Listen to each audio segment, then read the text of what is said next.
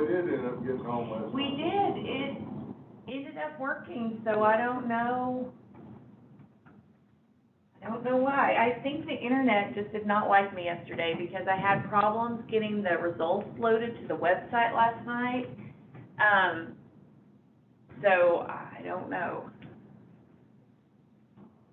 I don't know if it was their server that they were having issues going in and out last night or something.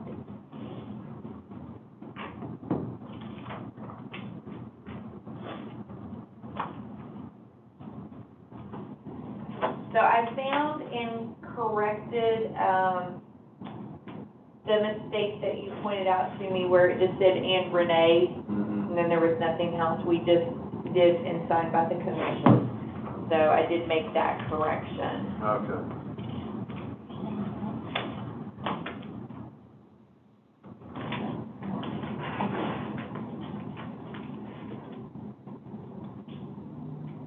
That's the only thing changed on those two. Oh, I did not go to bed.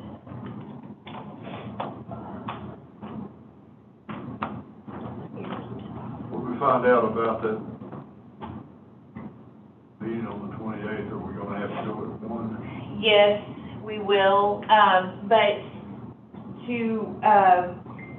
we can set another meeting to discuss the budget, and that way the meeting on the 28th, we just need 2 commissioners, and that can be the only thing we put on the agenda, and they can just come in and sign the certification. I've got a 1:15. Now, we could set the meeting at, what time do you think you would have to leave to go to the? Well, it's, what is that road that goes by Lowe's, across from, it's on that Zion. Pardon? Zion. That's it, yes, just on Zion. Okay, so we could set the meeting to begin at like 12:30 and let the budget be the first item on the agenda, and then do the provisional hearing at 1, like we originally said we would, and then you could leave before then, and that way we wouldn't have to meet twice. We could just, because it doesn't matter where we put it on the agenda, as long as we do it at 1 o'clock, we could do that. So. Okay. Yeah, I don't know how long it'll take me to get there from here, but even if I was running a little late, it probably wouldn't be the worst thing to happen. Yeah. But we could adjust the agenda and just do the budget part of it first. Okay. And then just, at 1 o'clock, you know, you can, or if you left before then the 2 commissioners are here for the provisional ballot hearing, and then they'll sign the certification. That would work. Okay. If it works for you. Yeah. I don't want to change. I know that when I change that appointment, they're going to put me off. I 100% agree. You do not want to change that appointment. So yeah, so we can shuffle our meeting around. I think for the budget, one of the things, because it looks like there's going to be a 4-way race for lieutenant governor, I don't know if any one of those candidates will just walk away with it in the primary, so most likely we'll have a runoff. Think about who before. It's Doyle Webb, I know Doyle and the judge, and Rayford. Oh, that's right. And Bledsoe. He's what is he? He's not I was thinking he was a representative or something, but he's not. He's something, there was something else in front of his name. Yeah, I read it and I can't remember it either. Yeah, and then there was one other person that had thought about getting in that one too. Yeah, so. Well, Doyle Webb's got the name recognition. He does.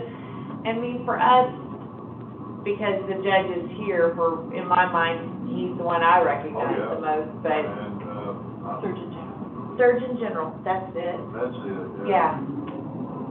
Yeah, I don't think he's, you know, at some point when you have that many, it comes down to name recognition and personality contest. Yeah. And, I don't think there's anybody, if he's got enough name recognition, I don't think any of them are any more personable than Judge. Yeah. He is just a great guy. Yeah, he is. And what's hard is we don't know, so we know the judge, and obviously Joel Webb has a, you know, name recognition, but in the rest of the state where Raper is from, how much recognition, you know, because how much will that? I think Jason's, I think he's well recognized. He's been on social media quite a bit. He's done a lot of Right. posting of, you know, his personal videos and comments and that type of thing. So with 3 people with name recognition, it may be hard for one person to get that 50% plus one. I think with that many in the mix, it could easily end up having a runoff. Yeah, which means it's a countywide runoff that we'll do. It'll be interesting to see, like, previously we had one for state land commissioner, and we did a countywide runoff, and I think we had 5,000 votes. And you're just like, you know, because that's not an office anyone even knows anything about, really. And so, but for lieutenant governor, and if the judge is on the ballot for the runoff, there would be more interest, I think, for Washington County. I think if the judge is on the ballot for the runoff, certainly would get more than 5,000 people. That's what I think too. Yeah, that's what I think too, so yeah.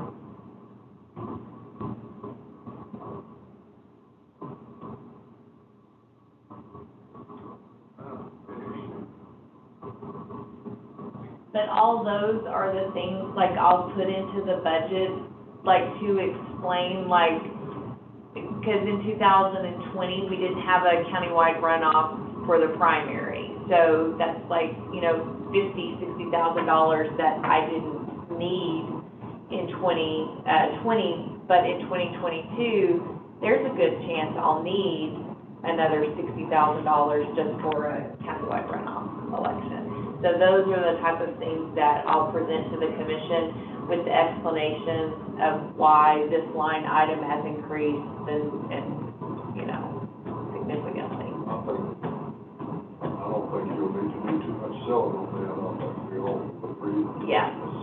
Yeah. You need to have it in writing to understand it. See, y'all took my paper clips. Look, the clerk gave me all these paper clips today.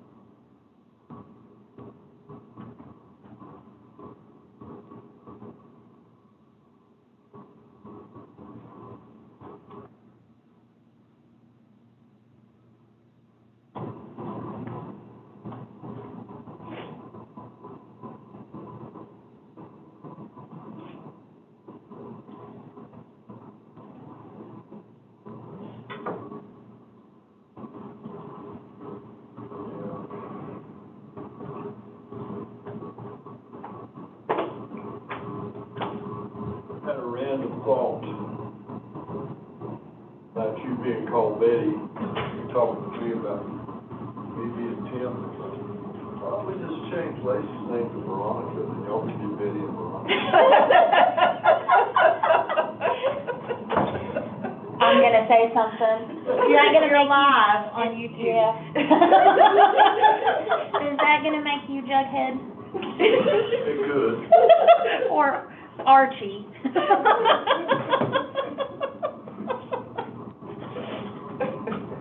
Yeah, it could. I was having a hard time trying to think that I might be called Veronica, so I had to put it on somebody. I'm sorry, y'all have to excuse me. Random thoughts that go through this old head. That's all right. Debbie has voices that talk to her.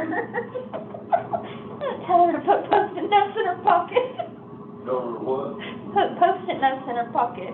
Yesterday morning, we were getting ready to go out, travel about, and I thought, I'm just gonna put a pack of Post-it notes in my pocket. And I had an ink pen, but I had taken it out. We went to one of our polling sites, and Jennifer needed a Post-it. She asked the supervisor to get her a Post-it. I said, I've got some in my pocket. Good morning, y'all. How are you? Morning. Good morning, how are you? Shelley gave me that on the way out. Okay. Last night.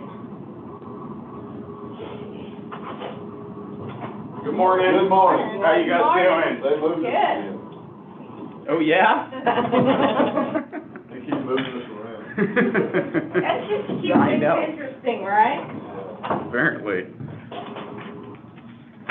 I'm feeling, neglected by Tom. He doesn't show up anymore. Well, he doesn't cover the school elections. Oh, that's right. Yeah. Oh, yeah, that's right. I always forgot forget about that. that. Yeah. Yeah.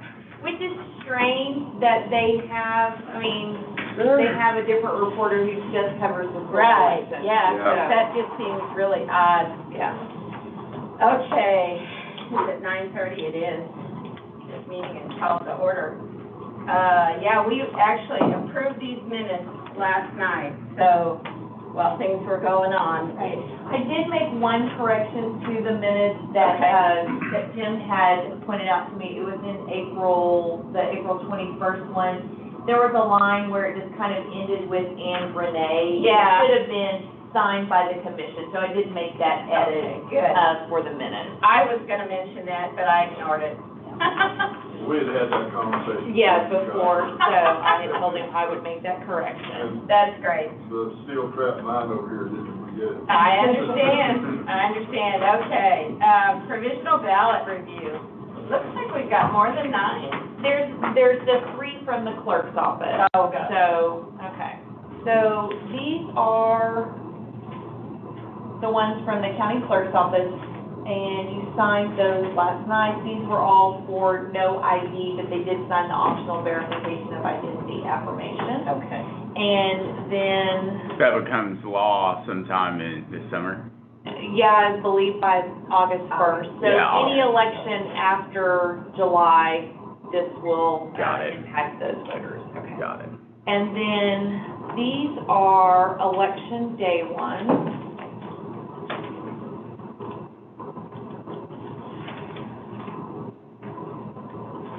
Noisy in here.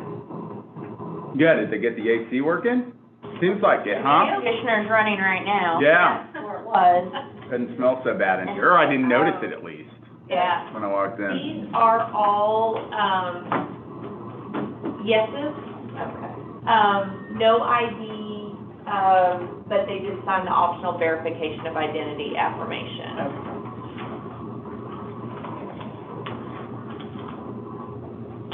Pass those down to Yeah. Max and we'll all Loud- take care loud of and them. That's right. Mhm. All yeses.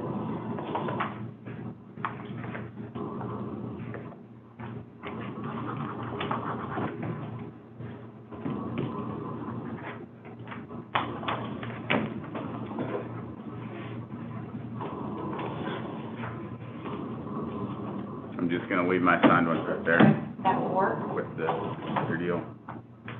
And none of these will change the outcome of the election, but they will be included in the final result.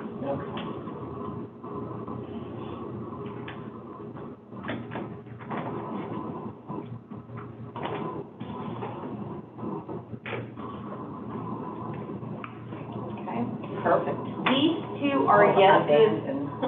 Oh, wait, you've got Yeah, these something two else. are yeses as well, and then I have one no.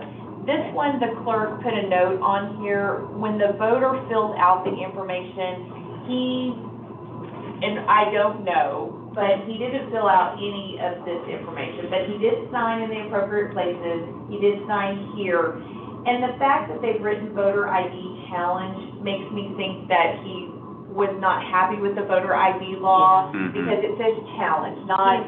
He's made that notation. Yes, and so, without any identifying information, there was one Jeremy Williams listed in that precinct, and we did pull his signature to confirm, because we didn't have address or date of birth to make any comparison. The signatures do, look similar, so I would say this would be a yes, but we do have those notes on that one.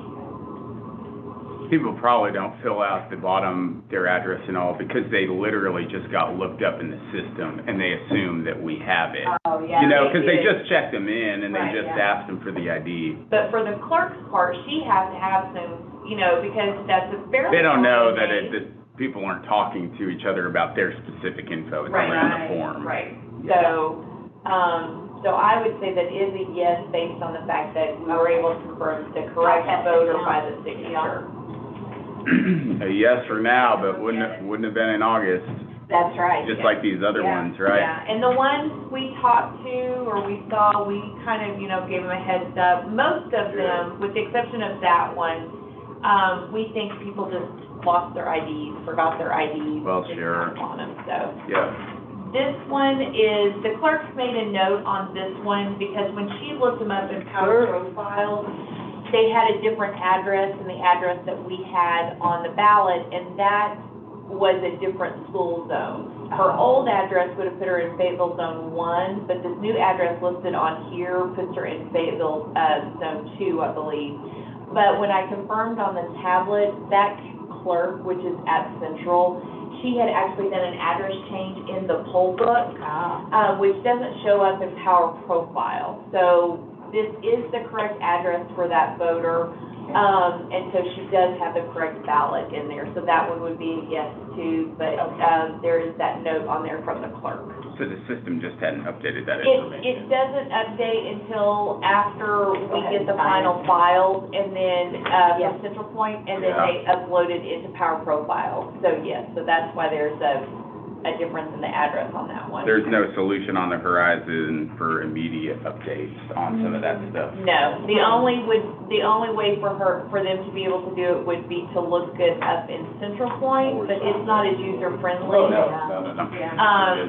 It's not as user-friendly for that, but I was able to confirm in the poll book, and that's why I pulled the card there to confirm what the supervisor had done.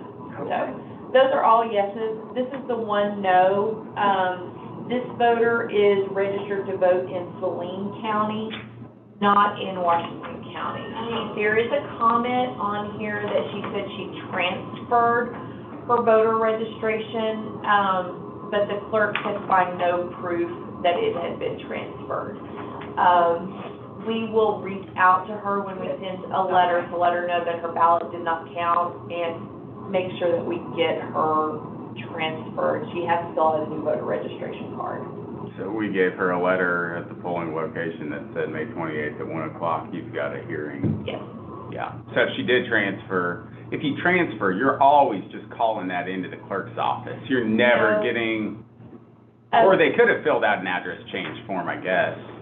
So they could have, and she could have done it somewhere else, you know, she could have done it in Saline Yeah. County, she could have done it here, I'm not sure. She could have done it at the DMV, but She could have thought she did it. she could have thought she did it, yeah. So for an Yeah. address change, you can't just call the clerk's office when it's county to county, you have to fill out a new voter registration card. It's only within counties that you've got Exactly. 4 days before the election. No, between counties, it's Or is 4 it- days before the election. So wait, between counties, it's 4 days before the election. Mhm. So if I am registered to vote in Pulaski County, Yep. I have 4 days before the election to change my voter registration to Washington County. Yeah, But okay. I physically have to fill out a card to do that. I cannot just Gotcha. call the clerk's office and say, hey, I'm living in Washington County now, can you change my address? It is hard for voters to change from county to county their voter registration because they do have to fill out that card. Oh, yeah, I And know. a lot of them don't think about it because address changes within the county are a phone call. That's what it is. And is it 4 days ahead of time? Why am I thinking of that? Is that the time, why is that stuck in my mind? It's for the transfer between counties, but on election day. You still have to come in and fill it out or somehow fill out a voter, changed address. That would Yes, be that. between counties, but like on election day, if I lived in Springdale, but I moved to Fayetteville, on election day, I can change my Yeah, voter that's right. registration. Okay. So the transfer between counties is difficult. Man, it should be easier. I mean, people are registered in the state of Arkansas. Yeah, You it know, should be. you have a voter registration card in the state. The technology is there. It's there. Now, that bill that Representative Boyd was putting forward, that didn't pass. That did not pass, Yeah. which that would have allowed a voter who was Already previously in the registered to system. vote Yeah.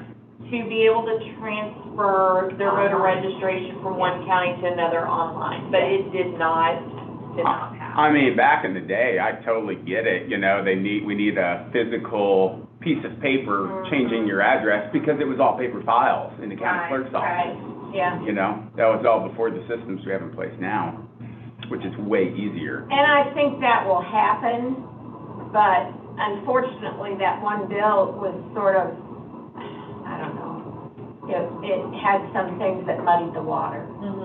Are there county clerk's offices in the state that still are all, Oh, that's a good question. because if they are, they can't change everywhere until all the county clerk's offices have.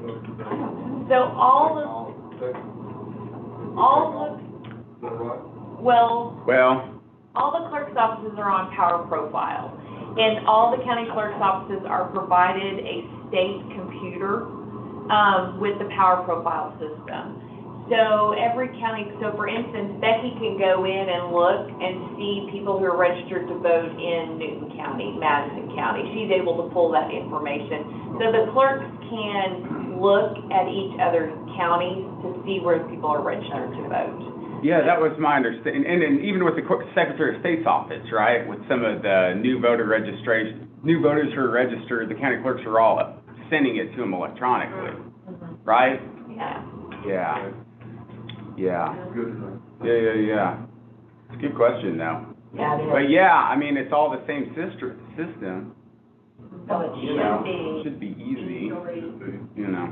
And it is Anyway. provided by the state, so there isn't a county, you know, that has to have their own computer, like the state, like if you were to go to Becky's office, she has two computers. She has a county computer, but she also has a state computer, that's where the Power Profile is in, and the state maintains those, and the state provides new ones, you know, every like 2 or 3 years.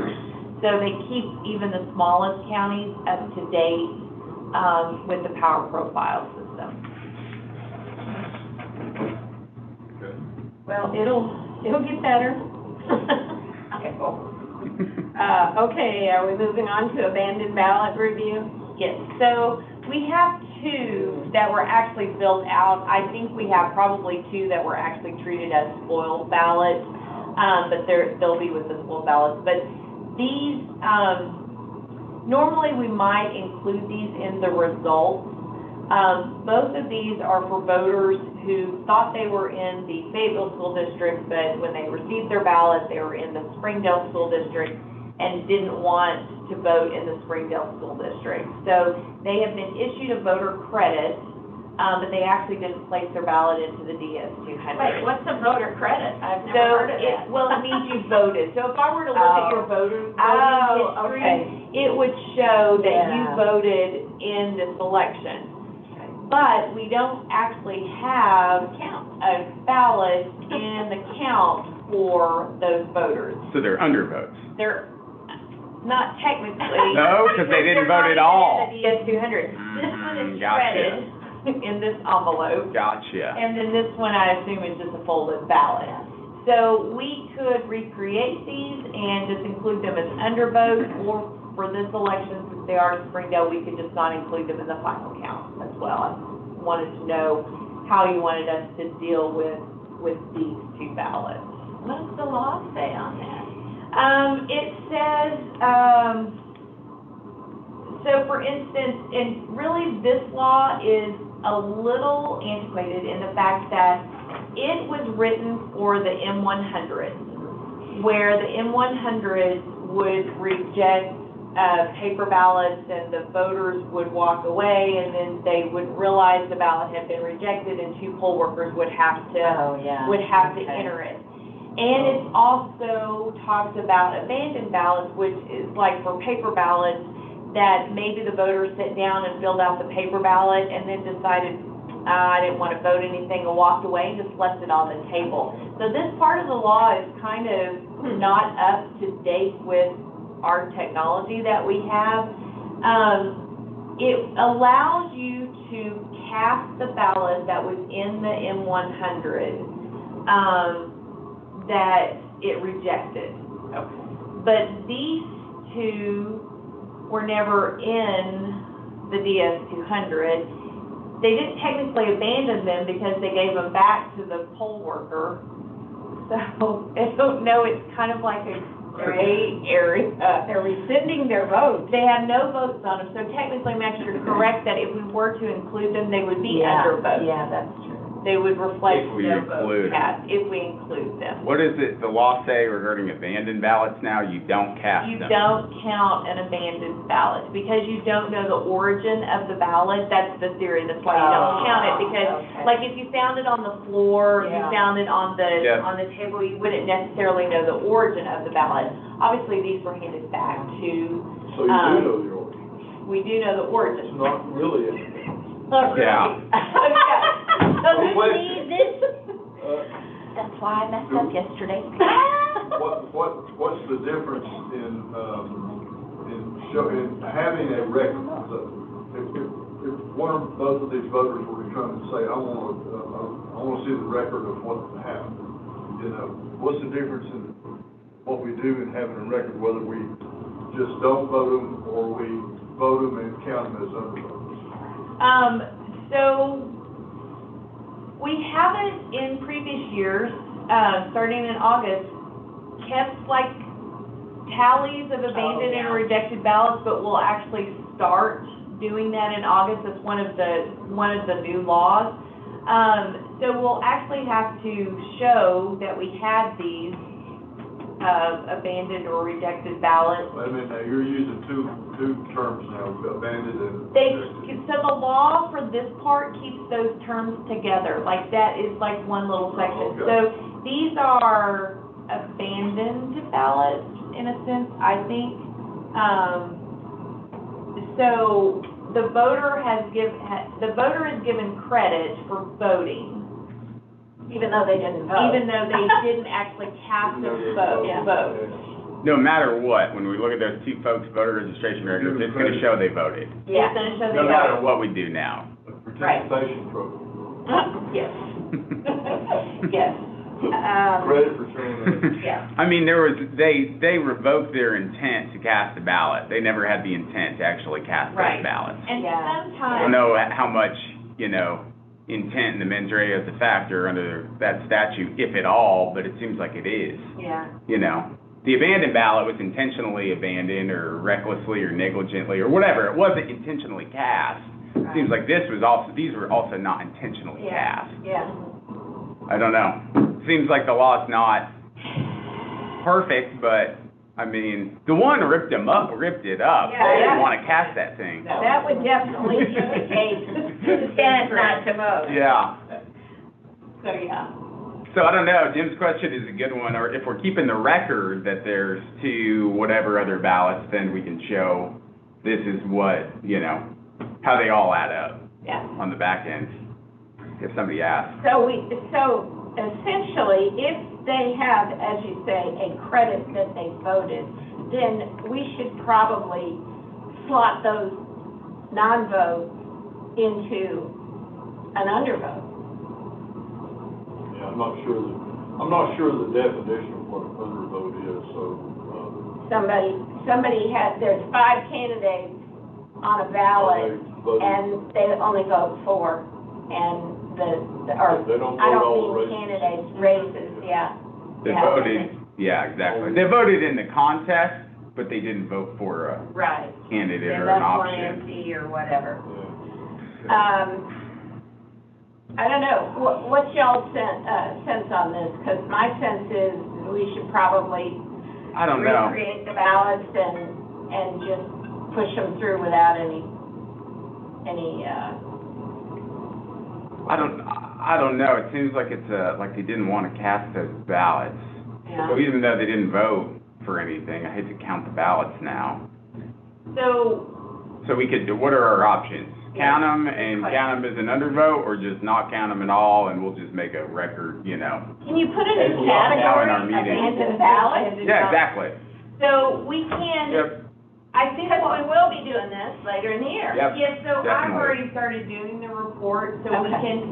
we can treat these as abandoned, which the law says you can't count an abandoned right. ballot. And in theory, the same thing, a voter would have been given credit, even if they had walked away and left their ballot. A voter somewhere was given credit for voting and your numbers were yeah. off. So this helps us with the, when we're Reconciliation. of the ballot, but it doesn't necessarily have to be reflected in the results that we post.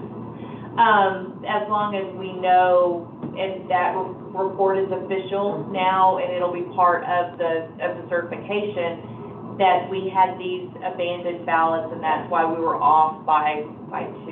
I mean, so yeah. I think we add that category now, since it's gonna be a future category.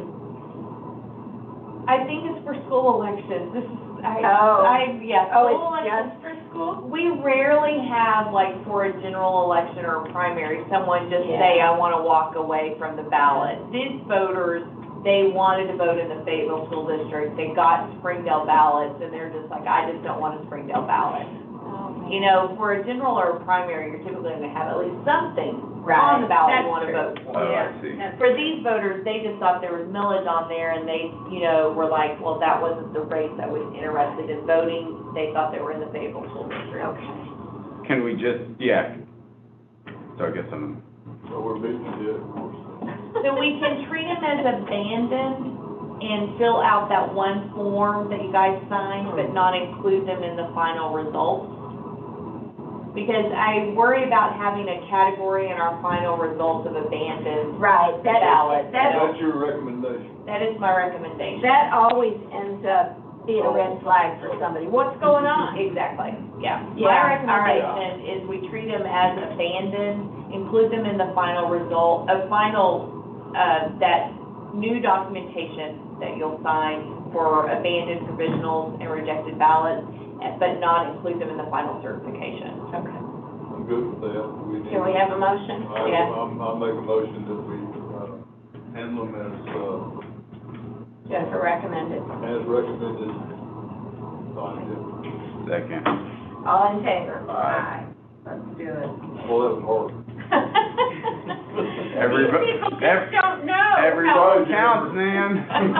Talking about 2 of them, for Yeah.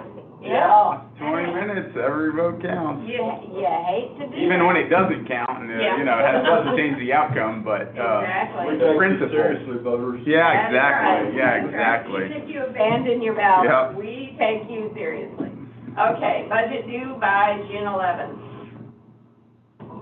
So that's just, we'll need, I don't know how many meetings you think we'll have. We can do a meeting with the certification if the commission feels comfortable with that budget. But we also talked about we'll have to meet to sign logic and accuracy and the poll worker notice for the July election. So that gives us a second look at it. I don't know if we'll need a third meeting. I feel like in 2 meetings, probably we can Yeah. hammer out our budget. So, If that's the main thing, yeah, as long as we're not distracted by other stuff, yeah. Mhm. Yeah, Are we settled on, May the 28th at 1? So yes, we will have to meet at 1 o'clock because one of the ballots, provisional ballots was, rejected. And we sent out a letter to that voter letting her know that, the meeting was at 1 o'clock. I know that Jim had talked about earlier, possibly meeting later, but we could meet at 12:15, 12:30, I don't know how long you think it would take us to talk about the budget. We could do the budget part at the beginning of the meeting, and then at 1 o'clock, do the provisional part. Jim could leave before then, and then we'll sign the certification for the election. Right. So if that, That's But fine. also, have you talked to this person in, over the phone or anything? I have A lot of not. them don't even show up. they don't, but I think by Yeah. law, because we We set have the to, meeting at 1 o'clock, I would hate for us to change it, even though she said, you know, what if she said on the phone, oh yeah, I don't plan on coming, And then decided. decided she would come. I think, we need to stay with the 1 o'clock. Okay, for well, that. do we want to schedule 12:15 then? Yeah, maybe 12:30, because we'll want 12:30. to stay, you could leave right at 1, and then we could stay 15 more minutes. Yeah, I want to have enough time to talk about the budget, but I also don't want to, you know, this Right. is our first pass on it, so I don't want to, you know, drag it out. kill it. Yeah. I know. You know how it goes. Oh, yeah, Listen, Jennifer's gonna have it in such pristine condition that. She always does. Yeah, exactly, yeah, exactly. No Yeah. pressure. Okay, So what did we do, what was this budget due by the 11th, did we roll that into this conversation? well, we kind of did, Okay. but, I mean, we're talking meetings for, Right. to look through the budget and stuff, but, So we're gonna need to meet twice about the budget, is that what you said? I would think at the very least, we would need to meet twice. So one of them is gonna be May the 28th. May the 28th. And that's, is there gonna need to be another meeting before We this? talked about June the 8th. Right, we did. Yeah, we did, because, the budget is due on that Friday, and so June the 8th would be, did I put down 9:30 on that? You put down 9:30. I will tell you, I do have, I signed up to take a class from the Secretary of State's office about social media and, how to get our information out to the public, and that is on June 8th at 10 o'clock. At 10, Mhm. okay. So, it's a webinar. I thought it might be just informational and good to sign up for, Right. just to kind of see what the Yeah. Secretary Oh, yeah. is talking about, Yes, sir. for that. So, if we thought we could be done at 10, I don't see any problem with, I mean, it's just a webinar. Yeah. And, You think that's gonna give us sufficient time? Let's see, well, I mean, we'll know more after we discuss it on May the 28th. That's true. yeah, and then we could decide if we wanted to Just meet. accordingly. Yeah. Yeah. Okay, and at that same meeting, I'll have two other items for us. One will be the poll worker notice, and the other will be the LNA, but those are just Quick simple signing. things for the, yeah. Okay. And then we talked about, last night, we talked about the regional meeting on August the, August 4th? Yeah. And I will reach out to Daniel and Okay. Leslie and see if that date works. That date works for us as well. And I think even if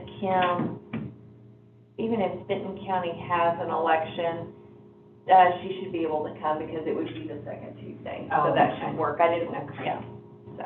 Yeah, and the 4th is a Wednesday, I think. Right. So that right. would work. Okay, and then you'll have to check with sheriff's office. I'll check with the sheriff's office. And you're okay, I think the preferred is to even meet at the sheriff's office.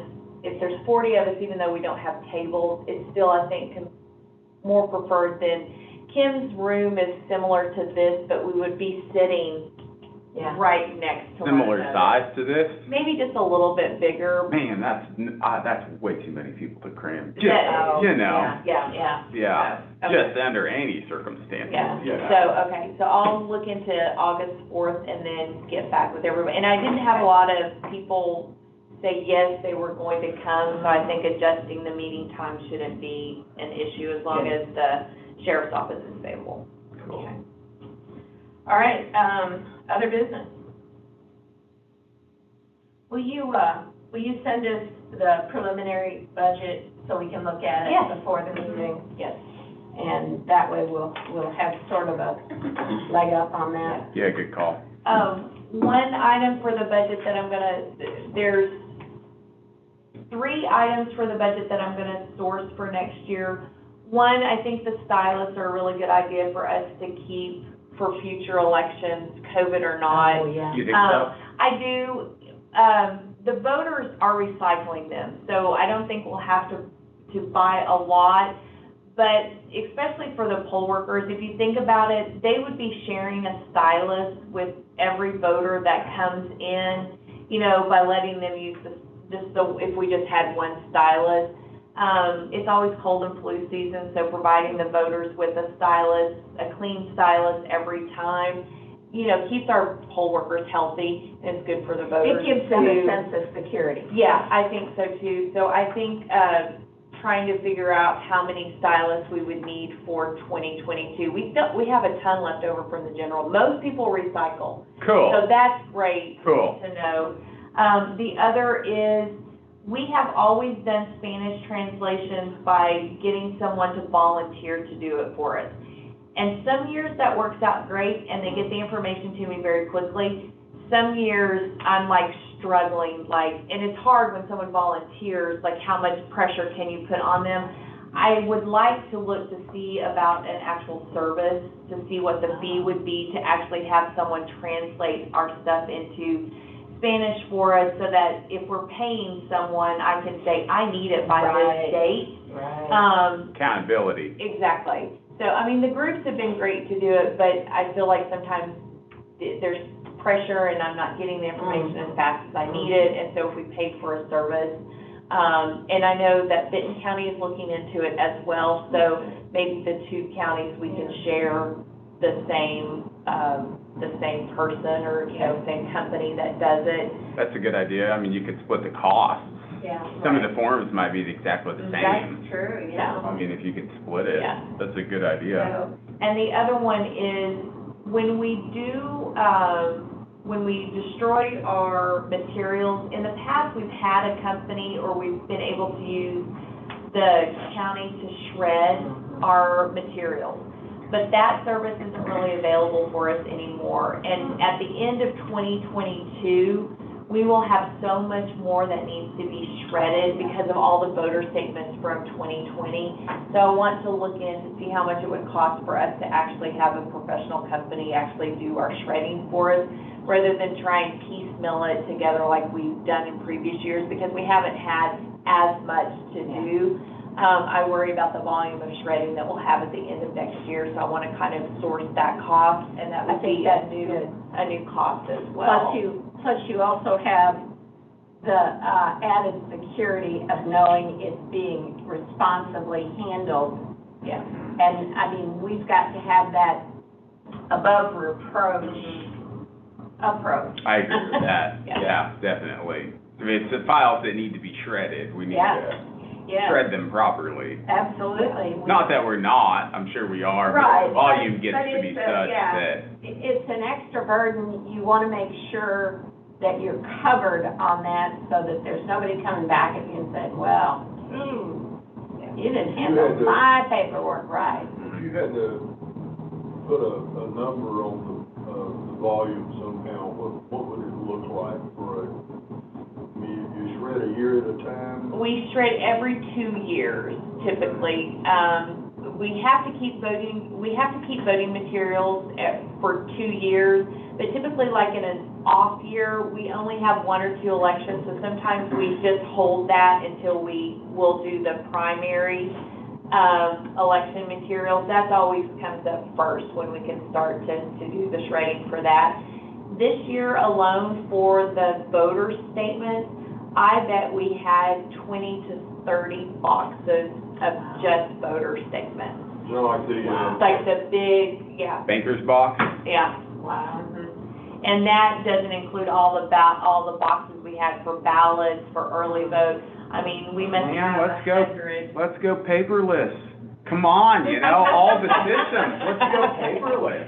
So, You yeah. know, it's budget friendly, saves cost, environmentally friendly, We're on just in general, you We're know? on track for that. Well, I hope, You know, we're yeah. not having Well, you to know, I mean, it print all cuts the, down on the person power, yeah. all of it. I think that's a good step forward, yeah. So the only thing that, you know, I'm thinking, I ask questions not because I know anything, just because. Well, I was hoping you knew a shredder. There's a company that has a truck that comes Yeah, around, yeah, it's called that's right. Credit or something Yeah, like that. Yeah, I think that's it, comes to our Yeah. firm every And, you know, week. my question is, once you've let them, and this is like chain of custody, once you've let them out of your sight, do they become responsible if they don't get the job done properly? They have to have some kind of liability, Are don't we they? still responsible?